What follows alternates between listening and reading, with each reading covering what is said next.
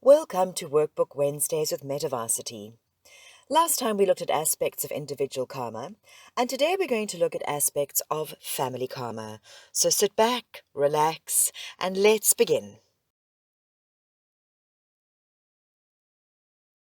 Our families are usually a good indicator of karma at work, as most of us will possibly have some sort of problems or misunderstandings with one or sometimes more family members. You might look at your history with bad relationships, for example, and say, well, I'm a child of divorce. Or you may say, I struggle with alcohol because my father struggled with alcohol. Or life is just tough, it's hard to make money. Or I have bills like everyone else. These are simply belief systems. Sometimes, however, those belief systems are deeper than just us or this lifetime. Sometimes those belief systems are an effect of karma, either from our previous lifetimes or throughout our ancestral lineage. Sometimes these belief systems can be the karmic ramifications of our ancestors. Our families have been given to us exactly for the purpose of learning and balancing something that happened a long time ago, even before. And they are here to help us just as we are here to help them. Family karma received from our lineage is embedded in the DNA that we incarnate into. This type of karma occurs because our family lines have had lifetimes of unconscious, repetitive patterns that they have had a hard time evolving out of.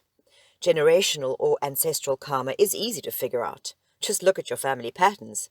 Alcoholism, food and drug addictions, depression, abuse, racism, strong religious beliefs, victim consciousness. These are all aspects of generational karma we carry within our DNA that is still being played out today over and over again. This is why sometimes we may love more or feel more affinity with one specific family member, but we don't understand why our relationship with other family members doesn't flow at all. And while we may believe that we have done nothing wrong to receive such ill treatment or hostility from them, something much deeper is at play because the karma was not created in this lifetime. This lifetime represents instead the result of what happened in a past life, and it is not necessary to know all the details of the story. We must be aware that karma was created with those specific souls that in this present life are returning back to us, for example, in the shape of our mother or brother, and the only key to break through this exact situation is forgiveness or working through the karma. During this transformational time on Earth, many of us who are highly evolved souls chose very difficult family lineages to incarnate into because it is these lineages that would provide us with a tremendous amount of soul's growth if we would be able to break free from these patterns, and it would also help our family lines break free from their bondage as well. Let me illustrate this using an example. Let's say your great-grandmother was a courtesan in her day. She broke many hearts and broke up many marriages and never had a stable, loving relationship herself. In this lifetime, you may have a difficult time believing love can be lasting or stable and find yourself in one passionate relationship after another, only to reach dramatic endings where you fall apart and look for another partner to pick up the pieces. Another example is your grandfather faced extreme poverty during the Depression era. In this life, you grew up with parents who were always worried that there would never be enough money, lived paycheck to paycheck, struggled and always told you money doesn't grow on trees. Now, even though you've had a good-paying job and desire to run your own business, you are trapped believing that there isn't a way for you to leave because there might not be enough business to sustain you. You stay in struggle mode for years, trying one system after another. You study the law of attraction, even try mindset training, and can't seem to break through to success. Family karma often offers conditions that enable the individual karma to act and be worked out. Let's consider the collective karma of a family. The family has a thought atmosphere of its own, with all the traditions and customs, family pride, and ways of regarding the external world. Being born in any specific family, the thought forms and thinking patterns of the person will be influenced by the family. Tendencies in him or her that are in conflict with family traditions will be suppressed, and the ones in favor of the family will be promoted. If the collective karma of the family is good, it will provide the person with opportunities, create avenues of usefulness, and bring him advantages in the struggle for life. However, if the family karma is bad or negative, the person born into it will suffer and will get hindrance in different aspects of his life, or experience hindrance in different aspects of his life. Whatever the beliefs, values, and behaviors that are held by a family, we take on similar characteristics or traits. They cause us to feel and behave in a certain way. Their causes have a lot of effects on us. Plus, our behaviors cause a lot of effects on them. A family holds a collective vibration that is passed from generation to generation. And karma is all about cause and effect. And our family causes many effects on us, and we cause many effects on them. You are not a victim. You choose your family lineage to incarnate into. Your parents did not choose you. You chose them, and they agreed to the soul contract based on the soul lessons you wanted to learn from them. Our generational patterns and karma are the very things we are here to heal. When we heal these karmic imprints within ourselves, we open pathways within our genetic lineage to also do the same through their own free will choice. Everything that you do in life creates an energetic ripple effect, just like when you throw a pebble into the ocean. In the same way, everything that you do, thoughts, emotions, actions, etc., in your everyday life creates a ripple effect throughout the universe. That is why it is essential to become conscious of your actions, feelings, and intentions, and the impact that they may have on others, as we are all connected. The feeling is one of the essential parts of creating karma, as it amplifies your intention. When you deeply feel an emotion, it amplifies your intention, and your intentions have the power to create things, and if they are negative, you can cause or create a lot of energetic harm and negative karma. For example, an alcoholic feels the urge on a mental level to drink alcohol. They also feel an emotional attachment to drinking alcohol, which in turn leads to the action of drinking on the physical realm. This can lead to many implications. As an alcoholic decides to not drink alcohol, the physical karma may still persist for some time. As the physical karma dies, the karma may still persist on other realms, such as mental and emotional. And this will persist until the karma is transformed or has run its course. If karma is lying dormant, it will lie dormant until it is activated in the right environment, or until the dormant seed is transformed and transcended.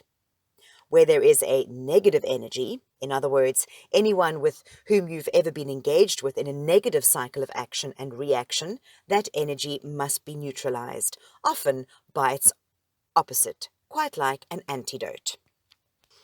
As an extreme example, if we were killed by a particular person in one life, the human knee-jerk reaction thing to do would be to kill that person the next time we had the chance, thus perpetuating and escalating this negative or bad karmic energy. The antidote is to neutralize this energy with the spirit of love and forgiveness, directed not only to the other person, but also to ourselves. For we never really know if, at some distant time in the past, this negative action started with us, and now its reaction is catching up. Does it stop here, now, or be perpetuated? Everything is energy, and energy vibrates. So balancing karma means balancing and aligning your inherent vibration. Karma is simply a reaction and a manifestation, but it is not necessarily good or bad. It simply is. Family karma helps us to work through our individual karma. Energy follows thought, and current thoughts, emotions, and actions create the karma of the future.